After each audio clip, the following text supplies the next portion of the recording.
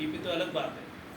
जैसे सर अभी बैठे हुए हैं, योगा के गुरु हैं, और सर ने निश्चित तौर पे अपने आप को जिस प्रकार से ढाला है, तो मुझसे ज़्यादा जानकारी सर को है, लेकिन मैं एक प्रश्न में पॉइंट बताना चाहूँगा। सबसे पहले बीपी लो के लिए, बीपी जब लो होता है तो आप सबने सुना होगा, देखा होगा कि लोगों को चक्कर आ जाता है।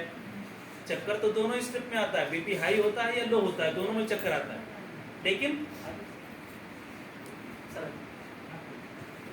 तो बीपी जब लो हो जाता है तो उसके सिम्टम्स आप शायद आप सबको बताओगे, चाहे तो मैं बता दूं। हाँ बता दो। अगर किसी को बीपी लो होता है तो सबसे पहले सिम्टम्स स्टार्ट होते हैं, आपकी यहाँ पे दोनों कनपटी में यहाँ पे दर्द का एहसास होगा, हल्का हल्का, कुछ सप्ताह तक बना रहेगा। उसके बाद अगर अपन ने अवॉइड किया, दर्द की गोली खा ली, तो कभी कभी आपको आलसपन लगेगा, जैसे लगता है कि हमेशा हम जैसे बैठे वैसे सो जाएं।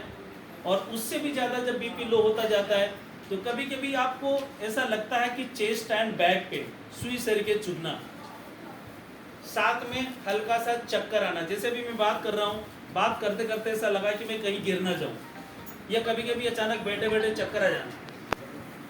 ऐसे अगर सिम्टम्स होते हैं और चेस्ट एंड बैक पेन होता है तो बिल्कुल अवॉइड ना करें, अपने नज़दीकी डॉक्टर को जरूर दिखा लें, क्योंकि बीपी लो होना यानी ब्लड गाढ़ा होना, तो उसके लिए मेडिसिन तो फर्स्ट एड में ले ही सकते हैं, या कुछ लोग तो लॉन्ग टर्म लेते हैं। तो उसके लिए पॉइंट होता है आपकी जो क्या होते हैं इसको अनामिका, अनामिका में जहाँ से ये नाखून स्टार्ट होता है, अनामिका में दोनों हाथ की अनामिका में जहाँ से नाखून स्टार्ट होता है उसके बीचों बीच में यहाँ पे पॉइंट्स होता है, बीचों बीच में पॉइंट्स होता है। तो दूसरे हाथ के नाखून से यहाँ पे दबाना और हटाना। जब भी किसी को चक्कर आ जाए, आप विद्यालय में हैं, कोई फर्स्ट एड नहीं है, तो यहाँ पे दबाएं और हटाएं।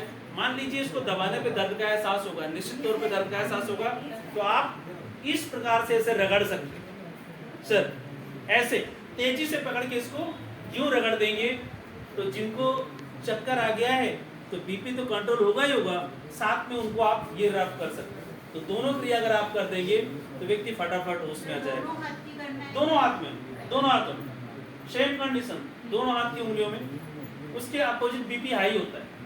अगर किसी के बीपी हाई होता है, फटाफट घबराहट होना, पसीने आना, कभी कभी राइट साइड में पूरा झिंझनी जैसा होना, यानी कंपन जैसा, वाइब्रेशन जैसा महसूस होना। और अगर आपने उस टाइम पे इसको ध्यान नहीं दिया तो तकलीफ बढ़ सकती है।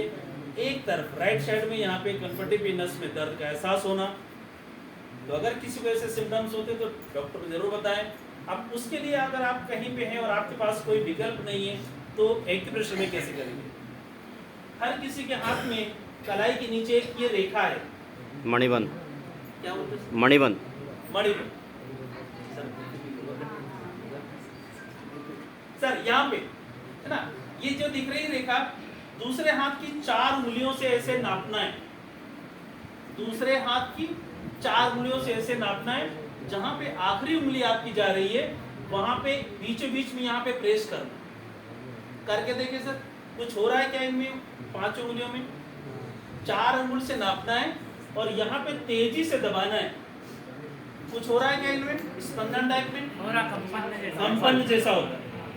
अगर खिंचाव जैसा या कंपन जैसा महसूस होता है तो आपने सही पॉइंट दबाया। तो दोनों हाथों में आप यहाँ पे ऐसे शख्स को जिसको घबराहट, चक्कर के साथ पसीने आ रहे हो, फटाफट यहाँ पे दबा सकते हैं और हाथों को रब कर सकते हैं। और अगर ये भी आपसे नहीं बनता है तो एक क्रिया तो आप कर ही सकते हैं। जैसे हम लोग स्नान करते हैं तो अपन मैल को साफ करते करते रगड़ते सर यहाँ पे, तो यहीं पे तेजी से रगड़ना है। आपको ये नहीं डरना है कि इनको लग जाएगी, तकलीफ तो हो ही रही है, लेकिन अगर आपने यहाँ पे पॉइंट को प्रेस कर दिया या रगड़ दिया तो बिल्कुल होश में आ जाएंगे। उसके बाद आप डॉक्टर को दिखा सकते हैं। तो मैंने कुल मिलाकर के कितने पॉइंट बताया sir? Ma'am very good, 7 point मैंने बताए थे। मेरा नाम क्या है, कौन बताएंगे?